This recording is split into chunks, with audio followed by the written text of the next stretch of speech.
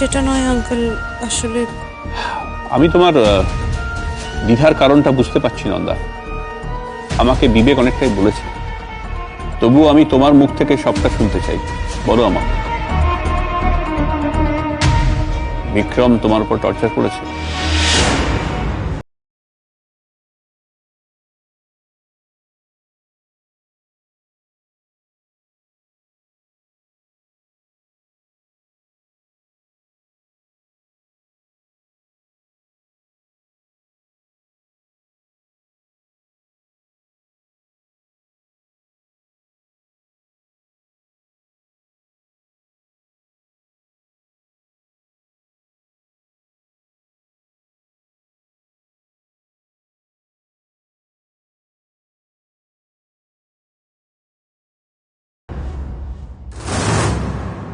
আর যখন সেটা হয়নি, তখন এখনো ওদের মধ্যে পাপ লুকিয়ে আছে।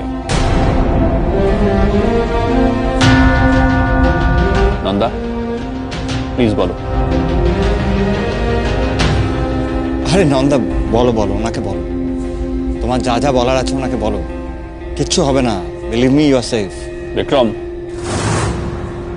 তুমি বোধহয় ভুলে যাচ্ছ যে বিজনেসম্যান হলেও আমি LLM করেছি। বিজনেস করার আগে আমি ওকালতি করতাম। যদি এটা কোর্ট হতো তাহলে বলতাম যে তুমি উইটনেসকে ইনফ্লুয়েন্স করছো। তাই বলছি, একদম চুপ করো, just shut up. Nanda, please বলো, আমি সবটা শুনতে চাই।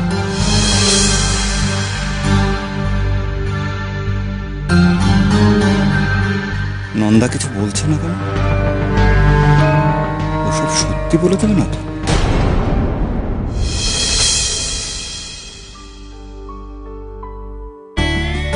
তুমি কখন এলে? এই তো একটু আগে। আচ্ছা, বিকেলে তোমার একটা অপারেশন ছিল না? ওটা ক্যান্সেল হয়েছে। তুমি তোমার কথা বলো তো, কি খবর তোমার বাড়িতে? আর হিন্দুর খবর কি? সব বলবো। বড্ড টায়ার্ড হয়ে গেছে, আগে একটু ফ্রেশ হয়ে নি, তারপর আবার পিসিকে হেল্প করতে হবে কাজে। হ্যাঁ, অত কাজ করতে হবে না তো, কাউকে হেল্পও করতে হবে না। কাল থেকে তোমারও কম ধকল যায়নি, কম ঝামেলা যায়নি এইবারে। তাই এখন শুধু তুমি আর আমি। আচ্ছা, সেই জন্যই কি ডাক্তারবাবু হসপিটাল থেকে তাড়াতাড়ি চলে এসেছেন? বলতে পারো। তাহলে তো এটা খুব অন্যায়। মানে বিয়ের পর ডাক্তারবাবু আর কাজে কনসেন্ট্রেট করতে পারছেন না, খুব অন্যায় এটা। অন্যায় তো বটেই, আমার খুব প্রবলেমও হচ্ছে জানো তো। কাজে কনসেন্ট্রেট করতে পারছি না, সারাক্ষণ খালি মনে হয় কখন বোর কাছে যাবো, কখন বোর কাছে যাবো। আচ্ছা, ওই তোমার অপারেশনটা ক্যান্সেল হলো কেন? আচ্ছা, এসব হসপিটালের কথা পরে হবে। এখন শুধু তুমি আর আমি। তোমার আর আমার মধ্যে এখন আর কেউ নেই, শুধু আমরা দুজনে। আমি জানি না আঙ্কেল তখন বিক্রমের কি হয়েছিল। মেবি চাকরিটা চলে গিয়েছিল বলে হয়তো ডিস্টার্ব ছিল,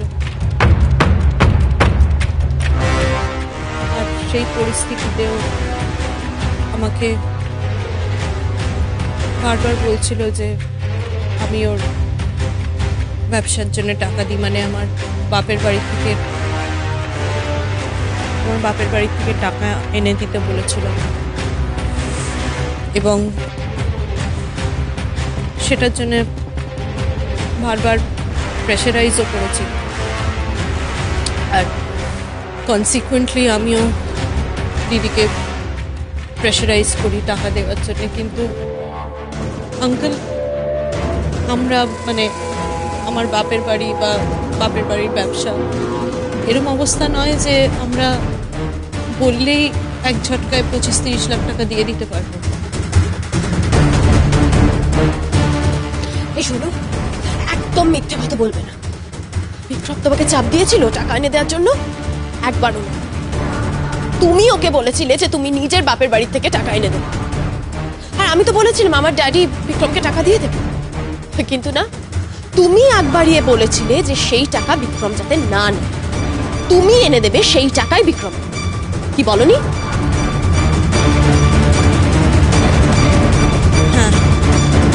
শ্রেয়া বৌদি, আমি বলেছিলাম আঙ্কেল। আর তার কারণ হচ্ছে আমি চাইনি যে আমার হাজবেন্ড আপনার কাছে হাত পাতুন। আমি এই ফ্যামিলির একজন মেম্বার হয়েও আমি চেয়েছিলাম নিজের জায়গাটা এস্টাবলিশ করতে এই ফ্যামিলিতে। আর সেটার থেকেই আমি বলেছিলাম যে আমি নিজে টাকার ব্যবস্থাটা করব। কিন্তু সেটা যে আমাকে পরে এত বড় একটা প্রবলেমে ফেলবে সেটা আমি বুঝি।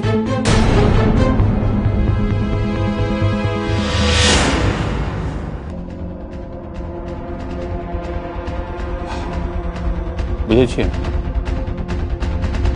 দেখুন রঞ্জিত বাবু, আমি জানি না আপনি এইসব পুরনো কথা কেন বারবার তুলছেন। কি কি কি লাভ এতে বলুন তো? না, লাভ তো আছে। একটা মেয়ের উপর এতগুলো অত্যাচার হলো, এটা তো অন্যায়। অন্যায়ের বিচার তো প্রয়োজন। শোনো বিবেক, যা হবার তো হয়ে গেছে। দেখো, লেবু যত কচলাবে তত কিন্তু তেতো হয়। দেখো, ওদের জীবনের ডার্ক ফেজ তো ওরা পেরিয়ে এসছে না, তাহলে আবার নতুন করে এসব কেন শুধু শুধু? আর যদি সবটা পিছনে ফেলে না এগোতো ওরা, মানে আমি বুঝলাম না কি কি বলতে চাইছেন আপনি? মানে ধরুন যদি নন্দা ওর কমপ্লেইন উইথড্র না করতো, যদি কেসটা কোর্টে যেত সেকশন 498A, কি করতেন আপনারা?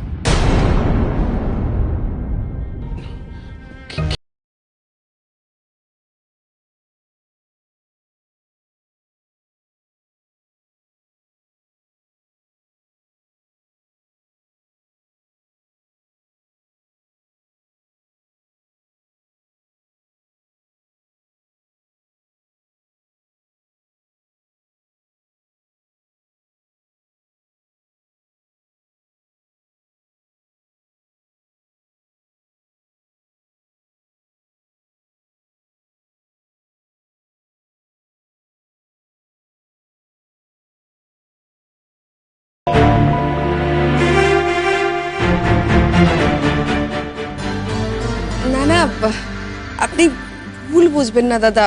আসলে ঠিকঠাক তো আমার বুঝিয়ে বলবেন। এত কিছুর পরেও আপনি ছেলের দিকেই থাকতেন, তাই তো কৌশিকবাবু? দেখুন, সেটা তো স্বাভাবিক, কোয়াইট ন্যাচারাল, তাই না? আপনি হলে কি করতেন বলুন তো? আমি হলে আমার ছেলেকে বাড়ি থেকে ঘাড় ধাক্কা দিয়ে তাড়িয়ে দিতাম।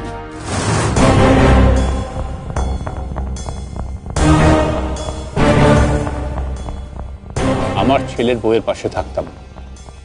আমি বাবা হয়ে আমার ছেলের বউয়ের পক্ষে সাক্ষী দিতাম, কারণ আমি অন্যায়ের সাথে আপোষ করি না। ড্যাডি, ড্যাডি, তুমি নন্দাকে কতটা চেনো? তুমি ওর হয়ে এত কথা বলছো। কি জানো, ওর মতো স্কিমিং মেয়ে আরেকটা নেই।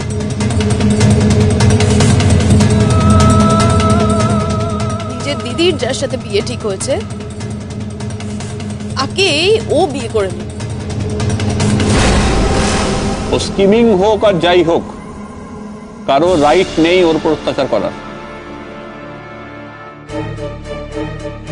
আচ্ছা নন্দা, এতক্ষণ তুমি যেটা বললে শুধু বিক্রমের সম্বন্ধে বললে, শ্রেয়া তো ছিল বাড়িতে, ও কিছু করেনি?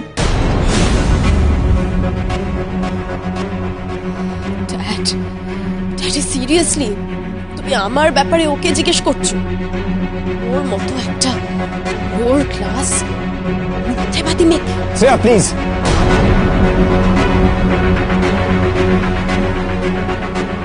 অনেক কথা বলেছো, আর কথা বলো। এই ক্লাস ডিভিশনটা না তুমি করো, আমরা কেউ কিন্তু করি না। আমারও তো মনে পড়ে না শ্রেয়া, কখনো তোমাকে ক্লাস ডিসক্রিমিনেশন শিখিয়েছেন? তাহলে এগুলো শিখলে কোত্থেকে? যাই হোক নন্দা, তুমি বলো, যখন তোমার সাথে এই ঘটনাগুলো ঘটেছিল তখন বাড়িতে কে কে ছিল?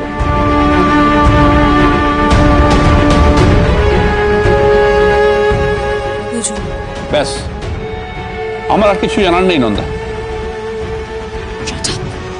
Just shut up, Nanda. How dare you, huh? Shreya, Shreya, আমি এখানে বসে আছি। ড্যাডি, তুমি আমাকে বারবার এইভাবে থামিয়ে দিতে পারো না। মিথ্যে মিথ্যেবাদী মেয়েটা কিন্তু বুঝে গেছে তুমি আবার ড্যাডি হলেও ব্যাপারে sympathetic। আর সেই সুযোগটাই ও নিচ্ছে। ড্যাডি ড্যাডি আমি তোমার মেয়ে, আমি এরকম কিছু করতে পারি বলে তোমার মনে হয়? হ্যাঁ হয়। তুমি এটা অস্বীকার করতে পারবে না শ্রেয়া যে যখন নন্দাকে একটা ঘরে আটকে রেখে ওর উপরে টর্চার করা হচ্ছিল তখন তুমি এই বাড়িতেই ছিলে।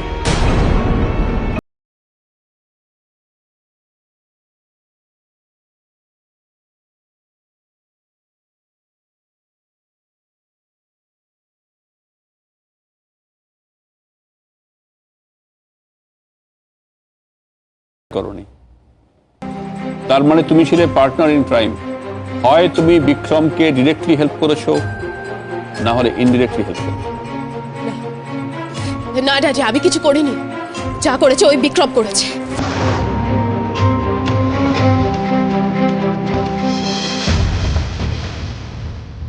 আমি বিশ্বাস করি না। যখন বিক্রম এসব করছিল তখন তুমি কি করছি? কিছুই করিনি। আরে বাবা আমি কেন ওদের হাজবেন্ড ওয়াইফের মধ্যে পড়বো?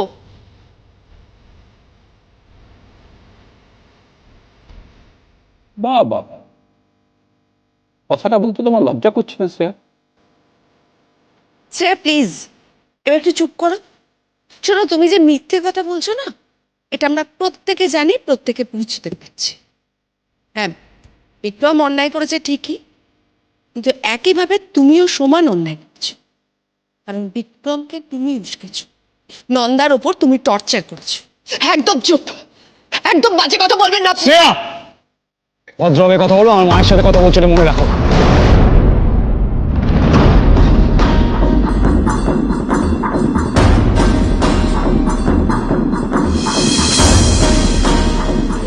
আচ্ছা শোনো না, কাল তোমার একটু সময় হবে? কেন বলো তো? না, কালকে ওই ইন্দুর একাডেমিতে একটু যেতাম, তুমি যাবে আমার সাথে? শুনছো আমার কথা? শুনছি তো, বলো না। ওই শুভময় ব্যানার্জি, ওর বিষয়ে আমার গেসটা একদম ঠিক। গুড, তাহলে যখন জানা গেছে শুধু পুলিশে দেওয়াটা বাকি আছে। ঠিক আছে, আমি এসিপির সঙ্গে কথা বলে নেব। না না না না না, এত তাড়াহুড়ো করলে চলবে না। ওই শুভময় লোকটা খুব একটা সুবিধের নয়, যদি কোনোভাবে ইন্দুর ক্যারিয়ারে এফেক্ট করে। কিন্তু কারও ক্যারিয়ার নষ্ট হবে না, চ্যাম্পিয়নের তো নয়, কিন্তু চ্যাম্পিয়নের দিদি এতক্ষণে যা করছে তাতে কিন্তু একটা মস্ত বড় কেলেঙ্কারি হয়ে যাবে বলে দিলাম। আমি কি করলাম? এই যে কিছু করছো না, এটাই তো সমস্যা। একদম পাত্তাই দিচ্ছ না আমাকে তুমি আজকাল। আমি তোমাকে পাত্তা দিচ্ছি না? হ্যাঁ দিচ্ছ না তো। আচ্ছা ঠিক আছে, আমি একটু ফ্রেশ হয়ে নিই। হবে না, এখন যেন ফ্রেশ হবে না। ছেলে মানুষই করো না আমি তো প্লিজ। ছেলে মানুষ, তুমি জানো না? আমি যাচ্ছি, আমাকে ফ্রেশ হতে হবে। এটা কিন্তু ভালো হলো না বলছি।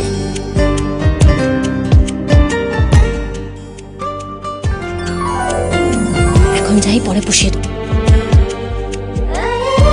আনন্দি,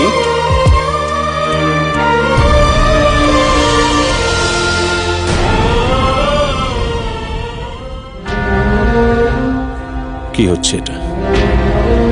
পেশেন্টরা আমাকে অবিশ্বাস করছে কেন? কেন এরকম হচ্ছে?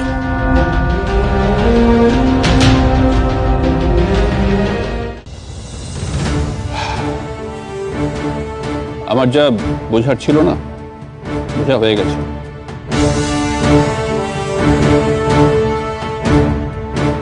নন্দা, আমি শুধু একটাই কথা জিজ্ঞাসা করব, কমপ্লেনটা তুলে নিলে কেন? ভয়ে? নার্কো প্রেশারাইজ করেছিল? না আঙ্কেল, ভয় নেই। তাহলে আসলে সেদিন হসপিটাল থেকে বাড়ি এসে আমি জানতে পারি যে আমি প্রেগনেন্ট।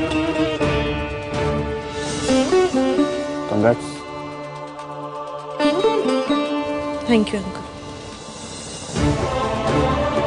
আর সেই সন্তানের জন্যই আমি ডিসাইড করলাম যে আমি বিক্রমকে এবং নিজেকে আর একটা চান্স দিতে চাই, আবার নতুন করে সবটা শুরু করতে চাই।